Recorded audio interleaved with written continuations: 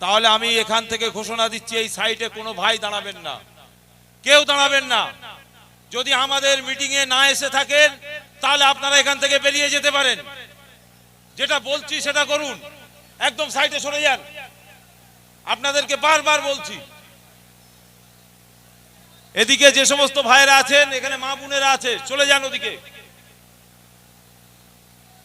আজকের এই জনসভা, আরো প্রচুর মানুষ এখানে আসছে এখনো, আর প্রচুর মানুষ আসার জন্য বাড়িতে রেডি হয়ে আছে, তারা আসতে পারেনি। কেন? এই এলাকার বিভিন্ন ছোটখাটো অনেক রকমের মানুষ আছে যারা আপনাদেরকে বিভিন্ন রকম ভাবে ভয় দেখাচ্ছে। আচ্ছা ভাই, আপনারা প্রত্যেকেই যদি একত্রিত হয়ে কাজ করেন, কোনো ভয় কাজ করবে? কোনো ভয় কাজ করবে? আজকের পর থেকে আপনাদেরকে বলে যাই, এলাকার পুলিশ প্রশাসনের কাছে সম্পর্ক রেখে আপনারা কাজ করবেন। যদি কেউ আপনাদের উপরে আঙুল তোলে, হাত দেখায়, প্রশাসনকে জানাবেন। যদি প্রশাসন ব্যবস্থা না নেয় আমাদের জানাবেন। কিভাবে আপনাদের নিয়ে কাঁধে কাঁধ মিলিয়ে সন্দেশখালী থানা এবং নেজার থানাকে অবরোধ করতে হয় সেটা আমরা দেখিয়ে দেব। আমরা জানি এখানে মাইক বাঁধার জন্য যখন ইন্ডিয়ান সেকুলার ফ্রন্ট পাস নিয়েছে, তারপরেও আপনাদের এই এলাকার বিভিন্ন মাইক সেটওয়ালা, প্যান্ডেলওয়ালা, তারাও কাজ করতে ভয় পাচ্ছে।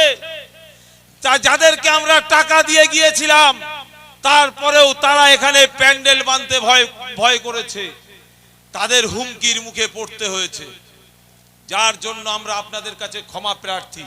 আমরা চেয়েছিলাম এখানে আপনাদেরকে চেয়ার দিয়ে বসাবো, চট দিয়ে বসাবো, আমরা চেয়েছিলাম উপরে প্যান্ডেল করব, সবকিছু আমরা আমাদের লিস্টের মধ্যে রেখেছিলাম, কিন্তু আমাদের কোনো কাজ হতে দেয়নি।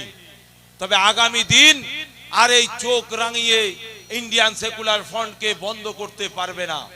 এই সন্দেশখালীর মা, তারা যেভাবে অত্যাচারিত হয়েছে, তাদের দুঃখ দুর্দশার কথা বাংলার জমিন শুধু নয়, তাম ভারতবর্ষ জুড়ে এই তেভাগার মাটি, যে মাটিটা পবিত্র ভূমি, যে মাটিতে স্বাধীনতা সংগ্রামীর জন্ম, সেই মাটিকে যারা কলুষিত করেছে, সেই মাটিকে যারা বদনাম করেছে, আগামী দিন সেই মাটিকে পবিত্র করার জন্য তাদেরকে এখান থেকে সরাতে হবে। পারবেন তো? এটা আজকের দিনে এই মঞ্চ থেকে আপনারা, এই মাঠ থেকে দৃঢ় প্রতিজ্ঞা নিন। যেমন ভাবে তেভাগার আন্দোলন করেছিলেন, ঠিক তেমনি ভাবেই আপনারাও নিজেদের মধ্যে ঐক্যবদ্ধভাবে প্রতিজ্ঞাবদ্ধ হন যে আমরাও এই তেভাগার মাটি থেকে, যেমন আমার বাপ দাদা 14 পুরুষরা দেশকে স্বাধীন করার জন্য আন্দোলন করেছিল, জমিদারদের বিরুদ্ধে আন্দোলন করেছিল, আজকের এই সমস্ত লুটেরাদের বিরুদ্ধে আমরাও আন্দোলন করব। এই ওয়াদা এখানে দাঁড়িয়ে করুন।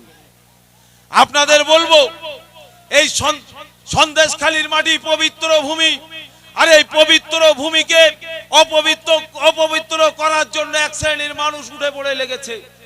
আমরা দেখেছি সন্দেশখালীর মা বোনদের কথা, তাদের কেসা কাহিনীগুলো যখন বিভিন্ন মিডিয়ার মাধ্যমে শুনেছি, নওশাদ সিদ্দিকী ভাইজানের নেতৃত্বে আমরা টিম এখানে আসতে চেয়েছিলাম, আমাদের সেদিন আসতে দেওয়া হয়নি। কেন? কি জন্য?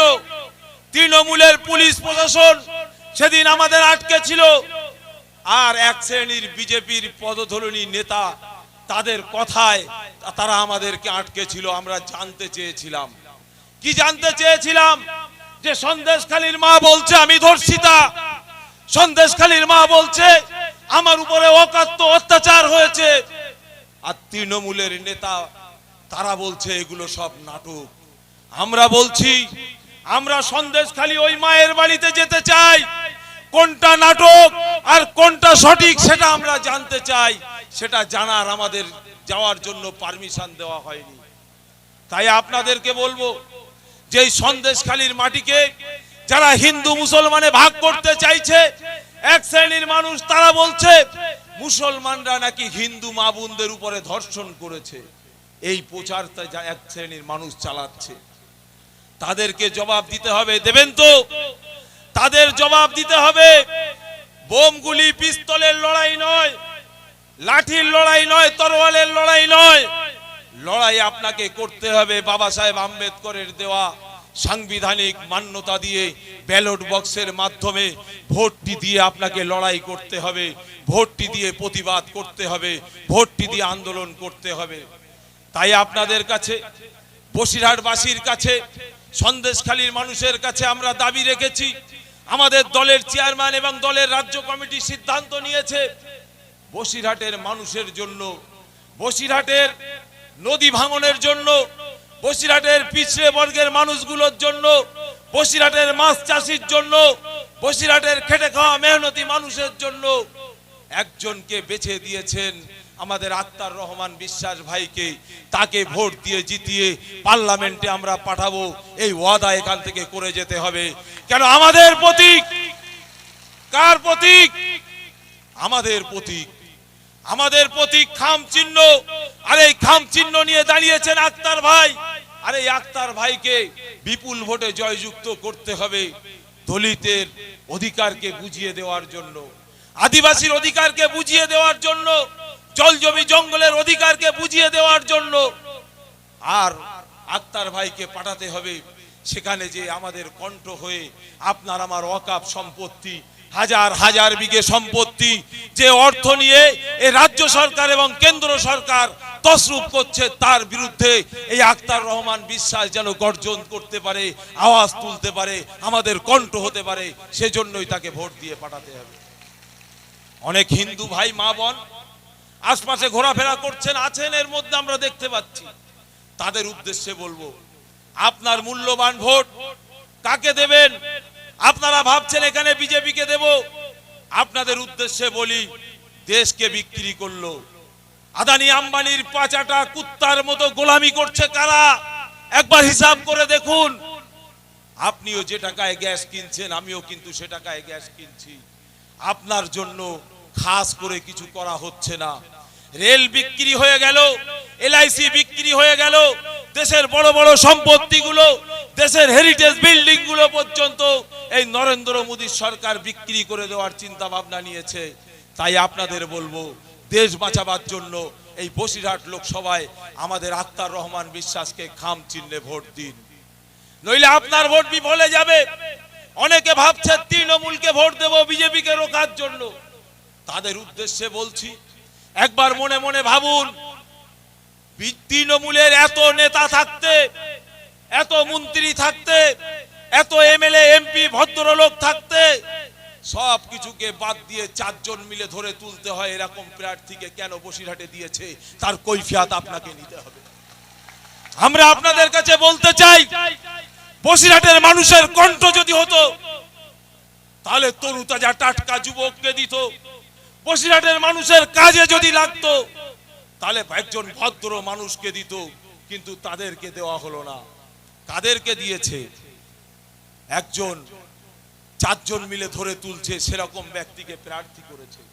অতএব তৃণমূলী ভাইদের উদ্দেশ্যে বলবো, আপনিও আপনার মূল্যবান ভোট, আপনার ভোটটা বিফলে দেবেন না।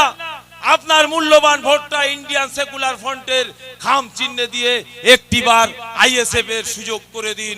আপনার কণ্ঠ হয়ে আপনার আওয়াজ যাতে লোকসভার মধ্যে তুলতে পারে সে ব্যবস্থা আপনি করুন। তাই ছোট ভাইজানকে বসিয়ে রেখে লম্বা চওড়া বক্তব্য নয়, প্রত্যেকটা ভাইদের উদ্দেশ্যে বলবো, আমরা আমাদের নিজেদের দায়িত্ব নিয়ে, আমরা নিজেরা নিজেদের পার্টির কর্মী মনে করে আমরা এই কাজটি করব, যে সকাল সকাল যে খাম চিহ্নে ভোট দিয়ে বিপুল ভোটে জয়যুক্ত করব এবং আমাদের নওশাদ সিদ্দিকী ভাইজান সহ আমাদের আক্তারুল ভাই, আমাদের প্রত্যেকের মুখে হাসি ফোটাবো। এই বলেই সকলকে অভিনন্দন জানিয়ে আমি আমার বক্তব্য শেষ করছি। ইন্ডিয়ান সেকুলার ফ্রন্ট জিন্দাবাদ, আইএসএফ জিন্দাবাদ।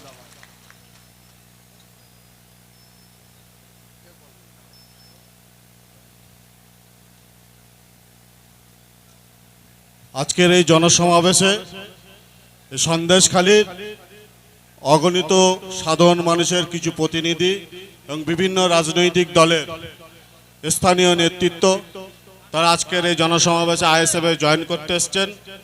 আমরা তাদেরকে আমাদের